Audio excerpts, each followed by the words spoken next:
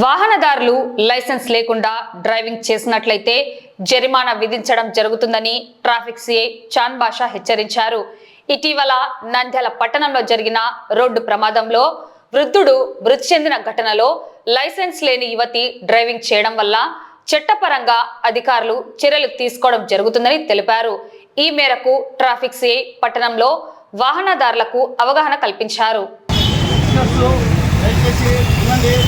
మా Nandyal traffic police వారు ఎన్ని పోలీసున్నా మా జిల్లా కార్యక్రమాన్ని లైసెన్స్ లేకుండా ఒక పెద్దయ్య గారికి తిరుగుతాడు ఇన్నోట్ అవుతుంది అలా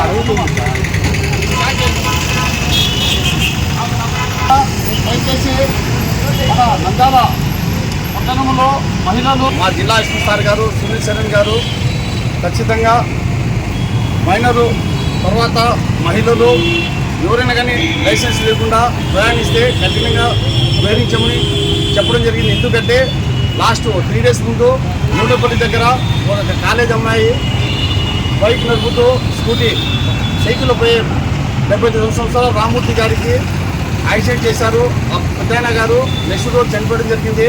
ఆ పాప స్కూటీ తీసుకొచ్చి స్టేషన్ పెట్టి ఆ పాపకు లైసెన్స్ చేసింది. ఆ పాపను కోర్టులో హాజరుపరచడం జరిగింది. తర్వాత జడ్జి సార్ గారు ఏమి ఆర్డర్స్ ఇస్తారో దాని ప్రకారం మేము ఫాలో అవ్వాల్సి వస్తుంది. దయచేసి మేము వెళ్లి పోలీసులు చెప్తున్నాం, ప్రతి సిస్టర్స్కి అందరికీ స్కూటీ నడిపే మహిళలకు వెళ్లి పోలీసులు అవేర్నెస్ పెడుతున్నాము. ఒకరోజు మీరు మార్నింగ్ వెళ్ళి మీ భర్తను కానీ మీ ఫాదర్ కానీ మీ బ్రదర్ని కానీ తీసుకుని ఆర్టీఓ ఆఫీస్లో మీ ఆధార్ కార్డు ఓటర్ ఐడి మీ 2 ఫోటోలు తీసుకెళ్తే మీకు లైసెన్స్ ఇస్తారు. మీకు లైసెన్స్ ఉందనుకోండి 5,000 రూపాయలు జరిమానా ఇచ్చి కాపాడుకుంటారు. అలాగే ఏదైనా బై మిస్టేక్ యాక్సిడెంట్ అయినా కూడా మీకు లైసెన్స్ ఉంది కాబట్టి మీరు కూడా సేఫ్గానే ఉంటారు. ఒకవేళ లైసెన్స్ లేకుండా ఉంటే అమ్మాయి యాక్సిడెంట్ చేసి చనిపోయారు కదా రామూర్తి గారు, అలా ఆ విధంగా అమ్మాయి ఎవరైనా మహిళలు కానీ మగవారు కూడా ఇంక్లూడింగ్ ఎవరైనా కానీ యాక్సిడెంట్ చేస్తే మటుకు ఖచ్చితంగా కోర్టులో హాజరుపరుస్తాము. కాబట్టి చాలామంది లైసెన్స్ కూడా ఏమవుతుంది ఎవరు చెక్ చేస్తారనుకోవద్దండి. ప్రతి చోట మా పోలీసు వారు చెక్ చేస్తారు. లైసెన్స్ లేకుండా ఫోటో తీస్తే మటుకు లైసెన్స్ లేనప్పుడు ఖచ్చితంగా 5,000 రూపాయలు మీకు మెసేజ్ వస్తుంది. ఆ 5,000 రూపాయలు మా పోలీస్ శాఖ ఏమి తీసుకోదు, అది అంతా గవర్నమెంట్కి వెళ్తుంది.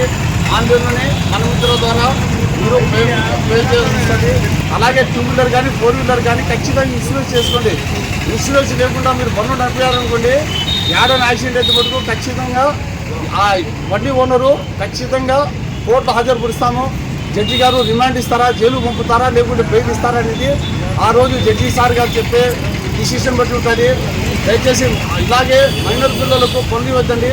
మైనర్ పిల్లలకు మన ఆదివారం కూడా 12 మందిని పట్టుకున్నాము. 60,000 రూపాయలు జరిమానా వేసాం. ఒక్కొక్క బండికి 5,000 రూపాయలు జరిమానా వేసడం జరిగింది.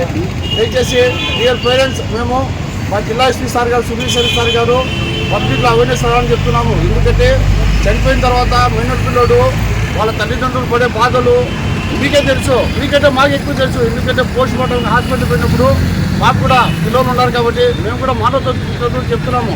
యాజ్ ఏ హ్యుమానిటీ జీవన మేము రిక్వెస్ట్ చేస్తాం. డియర్ పేరెంట్స్, మీరు మైనర్ పిల్లలకు బయటకు వేద్దండి.